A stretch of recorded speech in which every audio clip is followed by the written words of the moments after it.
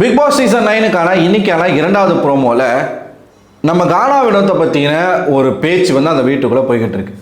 யாரெல்லாம் அவங்க பேசிக்கிட்டு இருக்காங்க அப்படின்னு பார்த்தீங்கன்னா திவ்யா, அரோரா, சபரி, விக்கல்ஸ் விக்ரம், சாண்ட்ரா, இவங்கெல்லாம் அவங்க வந்து பேசிக்கிட்டு இருக்காங்க. சாண்ட்ரா இருக்காங்களான்னு தெரில, மீதி இந்த ஆட்கள் எல்லாமே இருக்கிறாங்க. என்ன பேசிகிட்டு இருக்காங்க அப்படின்னு பார்த்தீங்கன்னா, நேத்திக்கு ஒரு சம்பவம் நடந்துச்சு, நைட்லேயும் ஒரு சம்பவம் நடந்துச்சு, அதை பற்றின பேசிக்கிட்டு இருக்காங்க. திவ்யா சொல்கிறாங்க, கானா வினோத் வந்து ரொம்ப ஒஸ்ட்டாக பேசுகிறாரு. வாட்டர்மெலன் கிட்ட போயிட்டு அவங்கக்குள்ளே ஏஜை வச்சு ஏதோ ஒரு பேச்சு போயிருக்குது, உங்கள் வயசு இவ்வளோ, என் வயசு இவ்வளோன்னு சொல்லி ஒரு பேச்சை போயிருக்குது போல். அப்போ வந்து கானா வினோத் வந்து என்ன சொல்லியிருக்காரு அப்படின்னா, உனக்கு 40 வயசு ஆயிடுச்சு, இதுக்கப்புறம் நீ கல்யாணம் பண்ணி குழந்தை பெற்றுக்க முடியுமா அப்படின்னு சொல்லி கேட்டிருக்கிறார்.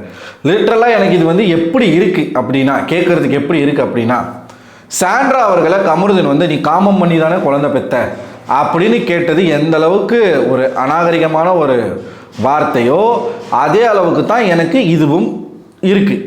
ஏன்னா ஒருத்தனுக்கு வயசாயிருச்சு, வயசாகி இதுக்கப்புறம் நீ கல்யாணம் பண்ணி உன்னால் குழந்தை பெற்றுக்க முடியுமா அப்படின்னு கேட்குறது தேவையே இல்லாத ஒரு கேள்வி. இன்னொருத்தருடைய ஆண்மையை பற்றி பேசுகிறதுக்கு இங்கே நம்ம வரலை. அது தப்பு, அது அசிங்கம், அதை நம்ம பேசக்கூடாது. ஆனால் அவர் வந்து விளையாட்டு, ஜோக்கு, காமெடி, எனக்கு எப்பயுமே இது ஒன்று புரியவே மாட்டேங்குது. காமெடின்ற பேரில், விளையாட்டுன்ற பேரில் யதார்த்தமான மனுஷன் அப்படின்னு சொல்லிக்கிட்டு, இன்னசென்ட்டான மனுஷன் அப்படின்னு சொல்லிக்கிட்டு இந்த மாதிரி கடுமையான வார்த்தைகளெல்லாம் பேசலாம். ஆனால் அது தப்பு கிடையாது. அவர் என்ன வேணாலும் பேசலாம், அது தப்பு கிடையாது அப்படின்னு ஒரு கூட்டம் இருக்குது அப்படின்னா, அடுத்து இது வந்து அரோரா சொல்கிறாங்க, அவர் வந்து தன்னிலையை மறந்துட்டாப்ல. உண்மைதான், வினோத் அவர்கள் வந்து தன்னிலையை மறந்து விட்டார். அதுக்கப்புறம் என்ன சொல்கிறாங்கன்னா, இவரை நம்ம பிக் பாஸ் வீட்டுக்கு ஓனர் மாதிரி பண்ணிக்கிட்டு இருக்காரு அப்படின்னு சொல்கிறாங்க. ஏன் இதை சொல்கிறாங்கன்னா, நேத்திக்கு நைட்டு திவாகரனுடைய பெட்டியை எடுத்துகிட்டு வந்து வெளியில் வச்சு நீ சூப்பர் டீலக்ஸில் படுக்கக்கூடாது அப்படின்னு ஒரு சம்பவத்தை பண்ணாப்புல. இது வந்து நான் சொல்கிறேன் பின்னாடி, இந்த வீடியோக்கு பின்னாடி வந்து நம்ம சொல்லுவோம். ஸோ ப்ரோமோவில் இது நடக்குது. திவ்யா சொல்லிட்டு போகிறாங்க. சொல்லும் பொழுது சபரி அவர்கள் வந்து என்ன சொல்கிறார் அப்படின்னா, இவங்களும் இப்படித்தான் அப்படின்னு திவ்யாவை சொல்கிறார். அதை எதுக்கு சொல்கிறாருன்னா, ரெண்டு பேர்கிட்டையுமே ஒரு மிஸ்டேக் இருக்குது. கானா வினோத்துக்கிட்டையும் சரி, திவ்யா கிட்டையும் சரி, கிரிட்டிசிசமை ஏற்றுக்க மாட்டாங்க. ரெண்டு பேருமே, திவ்யாவும் கானா வினோத்தை ரெண்டு பேருமே ஏற்றுக்க மாட்டாங்க. இது வந்து சபரி வந்து சொல்கிறாப்புல. நம்ம இப்போ ப்ரோமோ எதுக்காக இந்த பேச்சுகள் வந்தது அப்படிங்கிறத நம்ம பார்க்கணும். நேற்றுலேருந்து நீங்கள் பார்த்தீங்க அப்படின்னா, ஆஃப்டர் பிரவீன் அவர்களுடைய என்ட்ரிக்கு அப்புறம் நீங்கள் பார்த்தீங்க அப்படின்னா, வினோத் அவர்களுடைய பிஹேவியரில் நிறைய மாற்றங்கள் இருக்குது, ஏகப்பட்ட மாற்றங்கள் இருக்குது. அவருக்கு வந்து தான் தான் ஜெயிக்க போகிறோம், இல்லை தான் தான் லீடில் இருக்கும் அப்படிங்கிற ஒரு விஷயம் வந்து அவருக்கு தெரிஞ்சு போச்சு. வியானா சொல்லிட்டாங்க. அதுக்கப்புறம் இவர் பிரவீன் காந்தியும் அரசல் பொரசலாக சொல்லிட்டாப்புல. இது தெரிஞ்ச பிறகு ரொம்ப கான்ஃபிடென்ட் ஆகிட்டார் கானா வினோத். அந்த கான்ஃபிடென்ட் ஒரு கட்டத்துக்கு மேலே ஓவர் கான்ஃபிடென்ட்டாக போயிடுச்சு. எங்கே அது ஓவர் கான்ஃபிடென்ட்டாக மாறுது அப்படின்னா, வெளியிலேருந்து வந்த கண்டஸ்டன்ஸ் வந்து அவரை ஏதாச்சும் ஒரு குறை சொன்னாலோ, இல்லை அவரை பற்றி எதனா ஒரு விஷயத்தை எடுத்து வச்சாலோ, உடனடியாக நம்ம தான் ஜெயிக்க போகிறோம், நீ எல்லாம் எதுக்கு பேசுகிற, நீ வெளில போயிட்ட, உனக்கு பேசுகிறதுக்கு தகுதியே கிடையாது, நீ எல்லாம் என்னை வந்து சொல்லலாமா, அந்த மோடுக்கு போயிட்டாப்புல. இது எங்கெல்லாம் நான் பார்க்குறேன் அப்படின்னா, நேற்றுக்கு சபரிக்கிட்ட அவர் நடந்துக்கிட்ட ஒரு விதம் இருக்கு இல்லையா, அது வந்து அக்செப்டே பண்ணிக்க முடியாத ஒரு தன்மை. சபரி வந்து இவர் வந்து கான்சென்ட்ரிக் சர்க்கிள்னா என்னன்னு இவர் தான் கேட்குறாரு. கேட்டதுக்கு சபரி விளக்கம் கொடுக்குறாரு. அந்த இடத்துல இவருக்கு எதுக்கு அவ்வளோ ட்ரிகர் ஆகி அவர் ஏன் அவ்வளோ கோவப்படுறாருன்னு தெரில. இவர் கோவப்பட்டுட்டு, நீ மூஞ்சி இப்படிலாம் வைக்கிற பற்றியா, அது கையெல்லாம் இப்படி வைக்கிற பற்றியா, அதனால் நீ கோவப்பட்ட, நானும் கோவப்பட்டேன், இப்படித்தான் பேசிக்கிட்டு இருக்காரு. தேவையில்லாத ஒரு பிரச்சனை. அந்த இடத்துல இவர் வந்திருப்பாப்புல, நம்ம தர்பீஸ் வந்து மேலே கை வச்சிருக்க, கையில் வைக்காத, கையெடு அப்படின்னு வந்து ஒரு மாதிரி ஒரு ரியாக்ஷனை கொடுக்குறாப்புல. சரி, ஓகே, இது வந்து இந்த தர்பீஸ் வந்து கானா வினோத்தை எவ்வளோ பேசியிருக்கான், வீட்டுக்குள்ளேயும் சரி வெளியும் சரி பயங்கரமாக பேசியிருக்கான். அதனால் கானா வினோத்தை வந்து இப்படி பண்ணுறது வந்து நம்ம ஏற்றுக்கலாம் அப்படின்னு ஒரு பக்கம் நினச்சாலும், ஆனால் அதுக்கப்புறம் வந்து சில விஷயங்கள் நீங்கள் யோசிச்சு பார்த்தீங்கன்னா, இந்த வீட்டுக்குள்ளே தர்பீஸ் இருக்கும்போது இந்த மெய்யழகன் காம்போ அப்படிங்கிற ஒரு விஷயம் வந்து தர்பீஸுக்கு உடன்பாடு இல்லாமல் அவர் விலகி தான் போயிட்டு இருந்தாப்புல. ஆனால் விலகி போனாலும் தேடி போய் தர்பீஸை பல இடங்களில் கிண்டல் பண்ணியிருக்காரு கானா வினோத். இது வந்து பாஸ்ட். தர்பீஸ் வந்து அதுக்கப்புறம் கானா வினோத் வந்து ஒரு விஷயத்த சொன்னால் இவன் உடனே வந்து ஒரு மாதிரி அவர் வந்து அமுக்குற மாதிரியான வார்த்தைகள், இந்த சாதி ரீதியாக பேசுவது, அது எல்லாமே இவர் பண்ணியிருக்காப்புல, அது வந்து நடந்திருக்கு. ஸோ அதனால் அவர் வெளில அனுப்பிச்சிட்டாங்க. ஆனால் இப்போது ரிட்டர்ன் இந்த வீட்டுக்குள்ளே வந்த பிறகு இந்த ஆள் வந்து ரொம்ப மாறி இருக்கான். யார்? தர்பீஸ். வெளியில் நல்லா ஊமை குத்து வாங்கியிருக்கான், நல்லாவே தெரியுது, நல்லாவே மாறி இருக்காப்புல. ஆனால் கானா வினோத் என்ன பண்ணுறாரு, இதை ஒரு அட்வான்டேஜாக எடுத்துக்கிட்டு, அவர் ஜெயிக்க போகிறாரு அப்படின்னு அவருக்கு தெரிஞ்ச உடனே இதை ஒரு அட்வான்டேஜாக எடுத்துக்கிட்டு நேற்றுக்கு நைட்டு தர்பீஸு போயிட்டு சூப்பர் டீலக்ஸில் வந்து படுக்கிறதுக்கு பெட்டி எடுத்துகிட்டு போய் வைக்கிறாப்புல. ஏற்கனவே சூப்பர் டீலக்ஸில் தான் இருந்தார் தர்பீஸ் எவிக்ஷன் ஆகிறதுக்கு முன்னாடி. பிரவீன் காந்தியும் சூப்பர் டீலக்ஸில் தான் இருந்தார் முதல் வாரத்தில். இப்போ வந்ததில் இருந்து பிரவீன் காந்தி கூட கொஞ்சம் க்ளோஸ் ஆகிட்டாப்புல. இந்த சூப்பர் டீலக்ஸில் 6 பெட்ரூம் தான் இருக்குது. யார் க்ளோஸ் ஆனது? நம்ம கானா வினோத் க்ளோஸ் ஆகிட்டாப்புல. பிரவீன் காந்தி அங்கே போகலை, ஆனால் சொல்லியிருக்காரு போல கானா வினோத்துக்கிட்ட, தர்பீஸ் பெட்டி எடுத்துகிட்டு போயிட்டு வச்சுருக்காரு. இவர் நேராக குடுகுடுன்னு இந்த வாரம் தலைவர் கிடையாது, வீட்டுக்கு தலைவரே கிடையாது, குடுகுடுன்னு ஓடி போயிட்டு என்ன பண்ணிட்டாரு, தர்பீஸுடைய பெட்டி எடுத்துகிட்டு வந்து வெளில போட்டாப்புல. நீ உள்ளே வரக்கூடாது, நீ படுக்கக்கூடாது. பிரவீன் காந்தி சார் வந்து ஏற்கனவே சொல்லிட்டாரு. யார்கிட்ட சொல்லியிருக்காரு? வினோத்துக்கிட்ட சொல்லியிருக்காரு. சரி, வினோத்துக்கிட்ட சொல்லியிருக்காரு. தர்பீஸ் பெட்டி எடுத்துகிட்டு வந்து அங்கே வச்சுட்டார். கானா வினோத் நல்ல மனிதராக இருந்தால் என்ன பண்ணியிருக்கணும்? தர்பீஸை கூப்பிட்டு பேசியிருக்கணும்.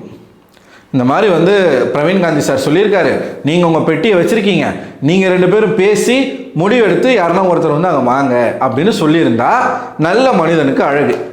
ஆனால் நம்மால் என்ன பண்ணுறாப்புல, நீ எதுக்குடா இங்கே வர, நீ வெளில போ அப்படின்ற ஒரு ரேஞ்சில் தான் பெட்டி எடுத்துகிட்டு போயிட்டு வெளில வைக்கிறாப்புல. இது சீரியஸாகவே ரொம்ப தவறாக எனக்கு படுது. அடுத்தவங்களுடைய பொருள் மேலே கை வச்சு எடுத்துகிட்டு போயிட்டு வெளியில் வைக்கிறதுக்கு நீங்கள் என்ன பிக் பாஸ் வீட்டு ஓனரா? இதைத்தான் அரோரா கேட்டாங்க. பிக் பாஸ் வீட்டுக்கே ஓனர் மாதிரி பண்ணிக்கிட்டு இருக்காரு அவர். அடுத்தவங்க பெட்டியெல்லாம் எடுத்துகிட்டு போயிட்டு வெளில யார் வேணாலும் இங்கே வேணாலும் படுக்கலாம். இது பிரவீன் காந்தியும் வாட்டர்மெலனும் பேசி டிசைட் பண்ண வேண்டிய விஷயம். இவர் யாருங்க? நீங்களும் அந்த வீட்டுக்குள்ள ஒரு கண்டஸ்டன்ட் தான். நீங்கள் டைட்டில் வின் பண்ண போகிறீங்க அப்படிங்கிறதுனாலே மொத்த வீடுமே உங்களுக்கு தான் சொந்தம்னு ஆயிடாது இல்லையா? நீங்கள் போய்ட்டு உங்கள் அதிகாரத்தை அங்கே காட்டணும்னு அவசியம் இல்லை இல்லையா? இதுவே பழைய கானா வினோத் இந்த மாதிரி பண்ணியிருப்பாரா? பண்ணியிருக்க மாட்டார். திடீர்னு இவ்வளோ பெரிய மாற்றங்கள் வந்து கானா வினோத்துக்கிட்ட வருவது, இதைத்தான் நம்ம சொல்கிறோம். அதாவது அர்ப்பனுக்கு வாழ் வந்து அர்த்தராத்திரியில் கொடைபிடிப்பான் அப்படின்னு ஒரு பழமொழி இருக்குது.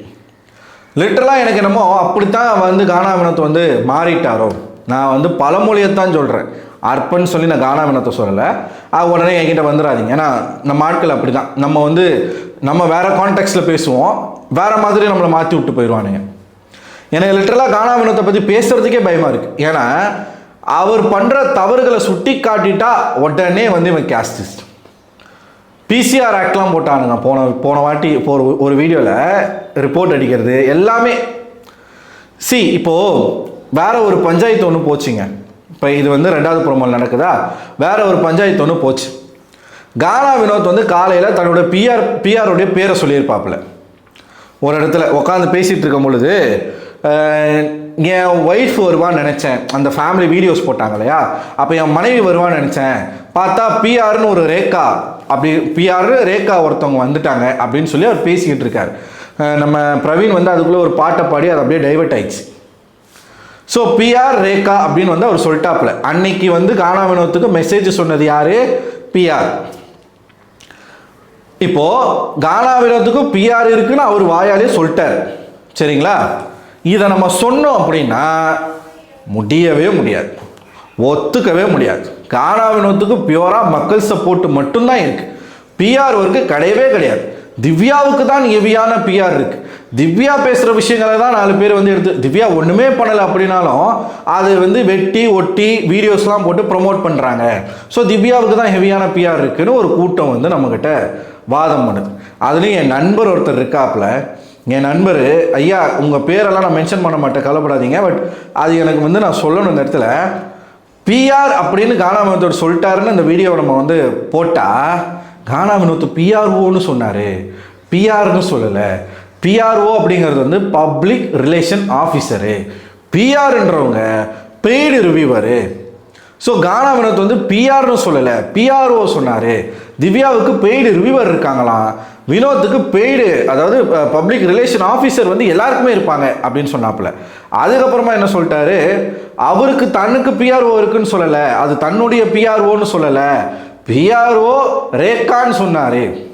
ஐயா எனக்கு செம்ம ஷாக்குங்க. நான் பிஆர்னாலும் ஒரே அர்த்தம் தான், பிஆர்ஓனாலும் ஒரே அர்த்தம் தான். இந்த பிஆருக்கு புதுசாக ஒரு டெஃபினிஷன் பெய்டு ரிவ்யூவரா.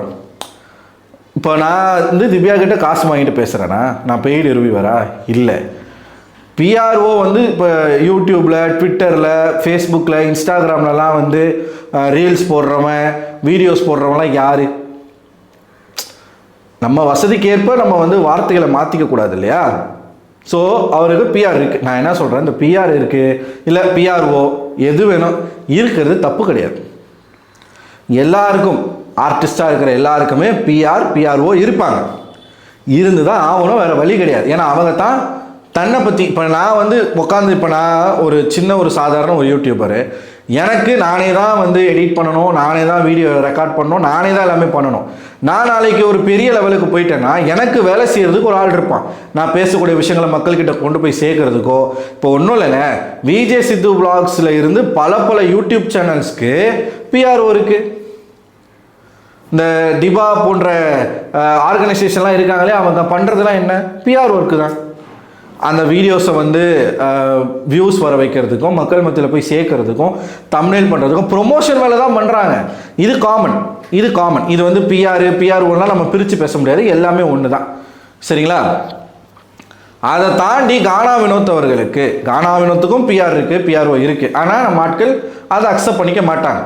நீங்கள் இப்போ ரீசெண்டாக பார்த்தீங்கன்னா நிறைய வீடியோஸ் வந்து ட்ரெண்ட் ஆகிட்டு இருக்கு. கானா வினோத் அவர்களுக்கு நான் சொல்கிறது, இத்தனை நாள் நான் வந்து இதெல்லாம் பேசக்கூடாதுன்னு நினச்சா, பட் பரவாயில்ல.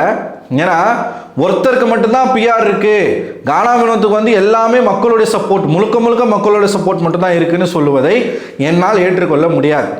பிஆரும் இருக்குது, மக்கள் சப்போர்ட்டும் இருக்குது எல்லாருக்கும். அதை தாண்டி கானா வினோத் அவர்களுக்கு அரசியல் ரீதியான சப்போர்ட்டும் வாக்குகளும் இருக்குது. எதை வச்சு சொல்கிறேன் அப்படின்னு பார்த்தீங்கன்னா, நான் கண்கூட பார்க்குறேன். நானும் அவரும் பக்கத்து ஏரியா தான், கண்கூட நான் பார்த்துக்கிட்டு இருக்கேன். காலையில் கூட ஒரு வீடியோ ட்ரெண்டு, கானா வினோத்துக்கு ஆட்டோவாக ஸ்டிக்கர் ஒட்டிக்கிட்டு இருக்காங்க. கானா வினோத்துக்கு சப்போர்ட் பண்ணுங்கள், ஓட் பண்ணுங்கன்னு சொல்லி. கானா வினோத் அவர்களுடைய ஏரியாவுக்கு நீங்கள் போய் பார்த்தீங்கன்னா முழுக்க கானா வினோத்தினுடைய பேனர்ஸ் தான் இருக்கும்.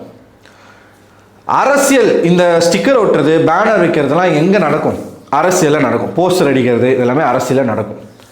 இந்த பேனர் கலாச்சாரம், இந்த ஸ்டிக்கர் கலாச்சாரம், இந்த போஸ்டர் கலாச்சாரம் எங்கே அதிகமாக இருக்கும்னு கேட்டிங்கன்னா வடசென்னை பகுதியில் தான் அதிகமாக இருக்கும். ஏன்னா இங்கே அரசியல் அப்படிங்கிறது ரொம்ப ஊறி போன மக்கள்.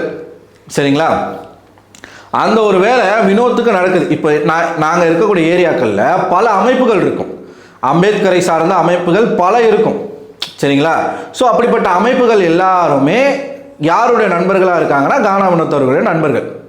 ஏன்னா கானா பாடகர் அப்படின்னாலுமே வட சென்னையில் எல்லாருக்கும் தெரிஞ்ச நபராக தான் இருப்பாங்க. நான் வந்து சொல்வது என்னன்னா, கானா வினோத்துக்கு எல்லா சைடுமே சப்போர்ட் இருக்குது. அரசியல் பலம் இருக்குது, அரசியல் ஆதரவு இருக்குது, அமைப்புகள் ஆதரவு இருக்குது, அவர் சார்ந்த மக்களின் ஆதரவு இருக்குது, அவர் சார்ந்த தொழிலாளர்கள், அந்த கானா பாடல்களுடைய சப்போர்ட் இருக்குது, பிஆர் ஒர்க்கு நடக்குது, மக்கள் சப்போர்ட்டும் இருக்குது. இவ்வளவும் இருக்குது கானா வினோத்துக்கு. நீங்கள் திவ்யாவுக்கு தான் பிஆர் இருக்குது அப்படின்னா நீங்கள் அன்அஃபிஷியல் ஓட்டு எடுத்து பாருங்கள். 3 நாள் ஆகுது. இன்னைக்கு 3 நாளில் கானா வினோத் அவர்களுடைய ஓட்டும் திவ்யாவுடைய ஓட்டும் நீங்கள் எடுத்து பாருங்கள்.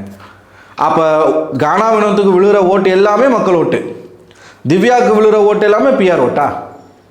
இப்படி சொல்ல முடியாது இல்லையா? என்னை பொறுத்த வரைக்கும் ஒரே ஒரு பாயிண்ட் தாங்க, கானா வினோத்துக்கு திறமை இருக்குது, இல்லைன்னு சொல்லலை. கானா வினோத் நல்ல மனிதர், இல்லைன்னு சொல்லலை. கானா வினோத்துக்கிட்டேயும் குறைகள் இருக்குது, அதை அக்செப்ட் பண்ணுங்கன்னு தான் நான் சொல்கிறேன். திவ்யாக்கிட்டையும் குறைகள் இருக்குது, எல்லார்கிட்டையும் குறைகள் இருக்குது. அதே மாதிரி இந்த பிஆர்ஓவோ எல்லார்கிட்டையும் இருக்குது. ஒரு நபர்கிட்ட இருக்குது, இன்னொரு நபர்கிட்ட இல்லைன்னு நம்ம சொல்லவே முடியாது. அவர் வாயாலேயே அவருக்கு பிஆர் இருக்குன்றதை அவர் ஒத்துக்கிட்டார்.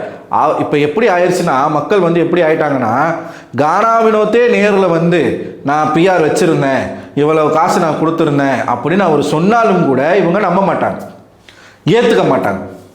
ஒன்று ஆணாதிக்கம், ஒரு பொண்ணு ஜெயிக்கிறத இந்த சமுதாயம் ஏற்றுக்கொள்ளாது ஒன்று. இன்னொன்று சமுதாயம் சார்ந்த ஆதரவு, அது அவருக்கு நிறையவே இருக்குது, இதையும் மறுப்பாங்க. ஆனால் இது உண்மை. அரசியல் ரீதியான ஆதரவு, இப்போது ஸ்டிக்கர் ஒட்டுற கலாச்சாரம்லாம் எங்கேருந்து வரும் சொன்னால் அதை அக்செப்ட் பண்ணிக்க மாட்டாங்க. இப்படி எல்லா சைடும் சேர்ந்து தான் கானா வினோத்துக்கு இவ்வளோ ஓட்டு வருது. ஏன்னா நீங்கள் யோசிச்சு பாருங்களேன், இது வரைக்கும் அந்த டைட்டில் வின்னருக்கும் கானா வினோத்துக்கும் நீங்கள் சேர்த்து பார்க்க முடியுமா? ஆரி அவர்களுக்கு ஈக்குவலாக வந்துருவாரா கானா வினோத்? முத்துக்குமரனுக்கு ஈக்குவலாக கானா வினோத் வந்துருவாரா? இதுக்கு முன்னாடி ஜெயிச்ச அசீமுக்கு ஈக்குவலாக கானா வினோத் வந்துருவாரா? யாரு கூடயும் நீங்கள் கானா வினோத்தை கம்பேர் பண்ண முடியாது. இந்த சீசனில் இருக்கக்கூடிய குப்பைகள்லேயே சிறந்த குப்பை எதுன்றதான் மக்களுடைய தேர்வே. அதில் கானா வினோத்துக்கு இவ்வளோ ஓட்டு வர்றது அப்படிங்கிறது சாதாரணமான விஷயம் கிடையாது. இதை வச்சு தான் நான் சொல்கிறேன், அவருக்கு எல்லா சைடுமே சப்போர்ட் இருக்குது. ஒரு கேம் ஷோவில் சமூகம் சார்ந்த சப்போர்ட்டும் அரசியல் சார்ந்த சப்போர்ட்டும் இருக்கக்கூடாது. அது தப்பு. அது இன்னொருத்தருக்கு இழைக்கப்படக்கூடிய அநீதியாக நான் பார்க்குறேன். இது விக்ரமன் சீசன்லேருந்தே விக்ரமன் அவர்களுக்கே கட்சி சார்ந்த சப்போர்ட் பண்ணும்போது இதே தான் நான் சொன்னேன், அது தப்பு, அப்படி செய்யக்கூடாது. ஆனால் இன்றைக்கி சர்வசாதாரணமாக ரொம்ப ஆர்கானிக்காக பிஆர் ஒர்க் பண்ணுறாங்க. கானா வினோத் அவர்களுக்கு ரொம்ப ஆர்கானிக்காக இருக்குது அந்த பிஆர் ஒர்க்குன்றது தெரியாத அளவுக்கு அவங்க பண்ணுறாங்க. இதுதான் அவர்களுடைய வெற்றியாக நான் பார்க்குறேன். நான் குறைச்சி சொல்லலை, அவர்களுடைய வெற்றி. ஸோ இதெல்லாம் சேர்த்து தான் கானா வினோத்துக்கு இப்போ என்ன ஆகுது, நீங்கள் எழுதி வச்சுக்கோங்க. கானா வினோத் டைட்டில் அடித்தாலும் இந்த குணம் இப்போ அவருக்கு இருக்கு இல்லையா, அந்த குணத்தை அவர் வைத்திருந்தார் அப்படின்னா லைஃப்பில் சர்வை பண்ணுறது ரொம்ப கஷ்டம். எனக்கு என்ன வருத்தம்னா, கீழ் மட்டத்திலேருந்து ஒருத்தர் வளர்ந்து வரான் அப்படின்னா அவன் தாங்க பொறுப்பாக நடந்துக்கணும். முக்கியமாகவே அவனுக்கு அந்த தலகணமெல்லாம் வரவே கூடாது. இப்போ அசல் கோளாறு என் நண்பன் தான், அவனும் கீழ் மட்டத்திலேருந்து வந்தவன் தான். அவனுக்கு ஒரு கட்டத்துக்கு மேலே பயங்கர ஹெட் வெயிட்டு, வாழ்க்கையில் சாதிச்சிட்டான், அது இல்லைன்னு சொல்ல முடியாது. ஆனால் தலகணம் கூடி போச்சு, அது இருக்கக்கூடாது. அந்த தலகணம் இருந்துச்சுன்னா கூட இருக்கிறவர்களை விலக்கி வச்சிடும். இப்போ வினோத் அதை தான் பண்ண ஆரம்பிச்சிருக்காப்புல. இப்போ எப்படி போயிட்டுருக்குன்னா, ஒரு கோர்ட்டு டாஸ்க் ஒன்று நடந்துச்சு. அதில் வினோத் அவர்கள் ஜெயித்தப்போ ஒரு மாதிரி நாக்க சொல்லட்டி ஒரு மாதிரி ஒரு ரியாக்ஷன் கொடுத்தார்ல, நான் தான் அப்படின்னு ஒரு ரியாக்ஷன் கொடுத்தார்ல. இப்போது அவர் ஜெயிச்சு இந்த சீசனை ஜெயித்தாலும் அவர் அப்படி தான் இருப்பார், அந்த மைண்ட் செட்டில் தான் இருப்பார். இப்போ மற்றவர்கள் அவர் மீது ஒரு குறை சொன்னால் அவரால் ஏற்றுக்க முடியல. அதை முன்னாடியிலேருந்தே அப்படித்தான், இப்போ அது இன்னும் அதிகமாகிடுச்சு. ஏய் நீ எல்லாம் சொல்லாது, இப்போ அரோராலாம் பேசினா நீ வாய மூடு, நாங்கள் பார்த்துக்கிறோம், நீலாம் உள்ளே வராத, நாங்கள் பேசிக்கிறோம். இப்படிப்பட்ட பேச்சுகள் அவர் பேசுவது தவறு. நம்ம கீழே இருந்து மேலே வரோம்னா நமக்கான பொறுப்புகளும் நமக்கான நம்ம பல பேருக்கு எடுத்துக்காட்டாக இருக்கணும். தயவுசெய்து இந்த மாதிரி உங்கள் தலைக்கு ஏற்றாதீங்க. அந்த போதை உங்களை அழிச்சிடும். ஸோ இது என் கருத்து, நான் இதை சொல்லிட்டேன். இப்போ இதை சொன்னதுனால இவன் ஒரு பிஆர், இவன் திவ்யாவுக்கு பிஆர், இவன் அவனுக்கு பிஆர், இவன் இவனுக்கு பிஆர், இவன் சாதி வெறி பிடிச்சவன், இப்படி பல பேர் சொல்லுவாங்க. சொல்லிட்டு போங்க, பிரச்சனை இல்லை. அதுக்குன்னு என் பாயிண்ட் என்னால் பேசாமல் இருக்க முடியாது, அவ்வளோதான். ஸோ உங்களோட கருத்து என்ன அப்படிங்கிறத கமெண்ட் பாக்ஸில் கமெண்ட் பண்ணுங்கள். அடுத்த ஒரு வீடியோவில் உங்களை சந்திக்கிறேன். அதுவரை உங்களும் விடைபெறுவது நான் அரவிந்தன்.